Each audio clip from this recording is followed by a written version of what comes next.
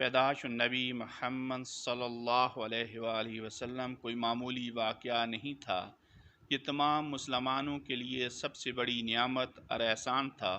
جب اللہ کے رسول صلی اللہ علیہ وآلہ وسلم کی ولادت باسعادت ہوئی تو معجزاتی واقعات رونما ہوئے۔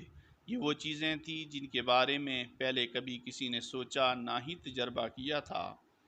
بے شک اللہ سبحانہ و تعالیٰ نے مومنوں پہ بڑا احسان کیا جب اس نے ان کے درمیان انہی میں سے ایک رسول بھیجا جو ان پر اس کی آیات پڑھتا اور ان کا تزکیہ کرتا اور انہیں کتاب اور حکمت کی تعلیم دیتا، جبکہ اس سے پہلے وہ سری گمراہی میں مبتلا تھے۔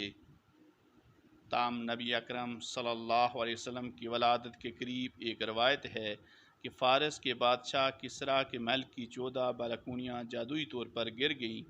یہی نہیں بلکہ مقدس آگ جو کہ فارس کے مندر میں 1000 سال سے زیادہ عرصے سے جل رہی تھی بجھ گئی، اور عراق کی جھیل ساوا پر واقع گرجا گھر بھی منہدم ہو کر زمین میں دھنس گئے۔ مزید 12 تقریباً 360 بت کعبہ کے اندر چھٹے اور ٹوٹ گئے۔ عبد المطلب رضی اللہ تعالیٰ عنہ سمیت قریش کے بہت سے نامور قائدین نے بتوں کے گرنے کا معجزہ دیکھا۔ بتایا جاتا ہے کہ مورتیاں 24 گھنٹے سے زیادہ پڑی رہیں اور کسی نے نہیں انہیں اٹھایا۔